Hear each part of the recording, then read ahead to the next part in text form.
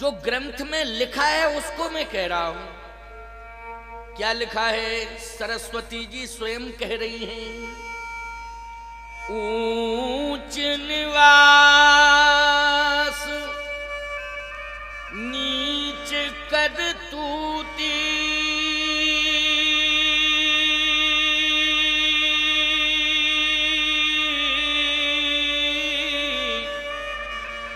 देख न सकई पराई विभूति। अब बताइए भाई, जितने भी विद्वान यहाँ आए हैं सरस्वती पुत्र हैं कि नहीं, कि इंद्र पुत्र हो? जल्दी बताओ। यज्ञ में जितने भी वैदिक विद्वान आए हैं वो इंद्र पुत्र हैं कि सरस्वती पुत्र हैं? सरस्वती पुत्र हैं। बोलो, हैं सरस्वती पुत्र। लेकिन सरस्वती माता क्या कह रही है इंद्र के लिए? ऊंच निवास नीच करतूती,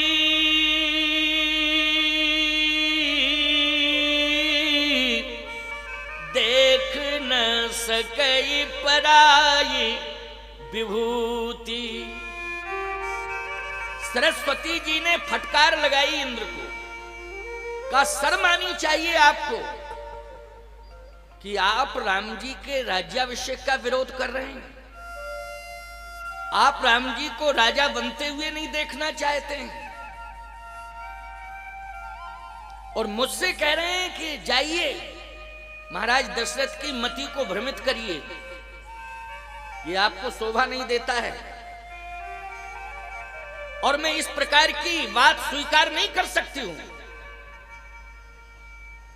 इंद्र ने कहा कि देखो, स्वर्ग की सत्ता खतरे में पड़ रही है, इसलिए स्वर्ग की सत्ता को सुरक्षित किया जाए।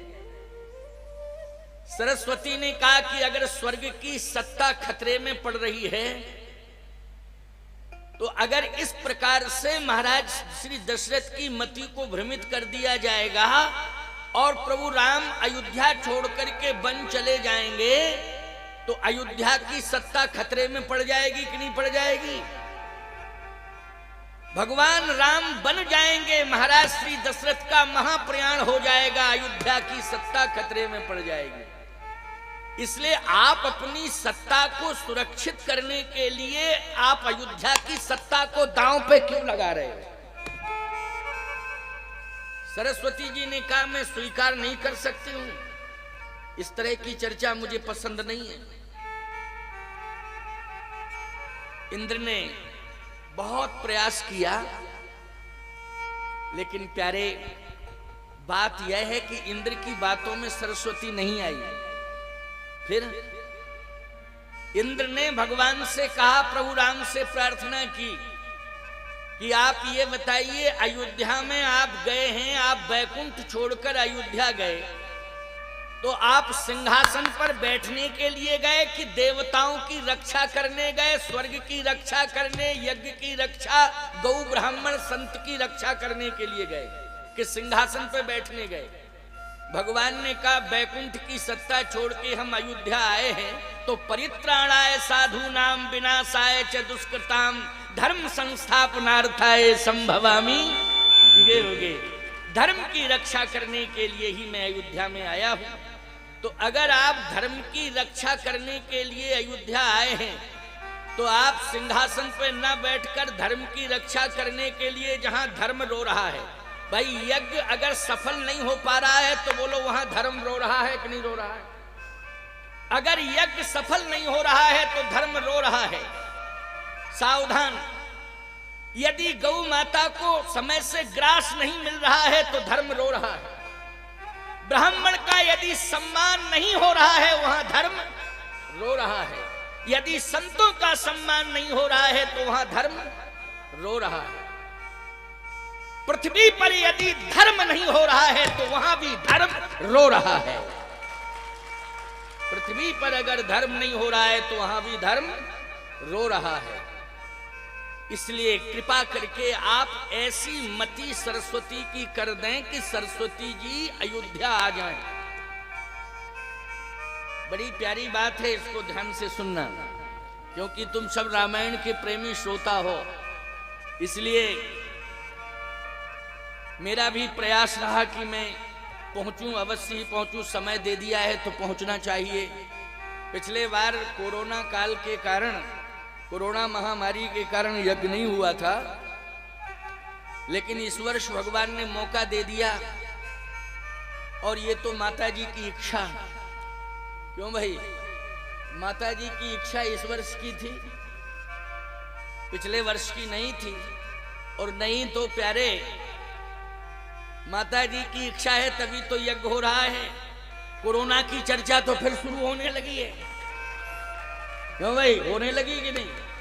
लेकिन माता जी की इच्छा है तो यज्ञ शुरू हो गया। अब तो वो पूर्ण होके ही रहेगा प्यारे, अब वो यज्ञ तो पूर्ण होके रहेगा, लेकिन माता जी की इच्छा से यज्ञ हो रहा है। और माता जी की इच्छा से ही यज्ञ पूर्ण होगा।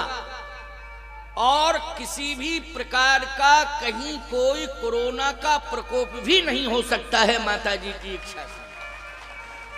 माँ कृपा करेंगी, रक्षा करेंगी, यज्ञ भगवान रक्षा करेंगे। इसलिए आप सब बिल्कुल निश्चिंत होकर के कथा सुने, यज्ञ की परिक्रमा करें, लीला का दर्शन करें और भंडारा प्रसाद आदि प्रेम से पाएं। चकाचक आनंद चल रहा है, कोई दिक्कत नहीं। तो सरस्वती जी ने इंद्र पर टिप्पणी की और इंद्र को डांटा। ऊंच निवास नीच कद तूती, और देख न सकई पराई विभूति। मैं समर्थन नहीं कर सकती हूं, आपका ये विचार स्वीकारोक्त नहीं। लेकिन जब भगवान से प्रार्थना की, इंद्र ने कहा कि प्रभु हमारी बात तो नहीं मानी जा रही है, लेकिन आप ही समझाइए, आप ही समझाइए। अच्छा एक बात बताओ, व्यक्ति चाहे जितने ऊंचे पद पर क्यों ना बैठा हो, धन हो, बुद्धि भी हो, लेकिन जब चरित्र नहीं होता है तो लोग उसका अदब नहीं करते हैं। अदब नहीं करते हैं यदि चरित्र नहीं है तो, समझ लेना इस बात को।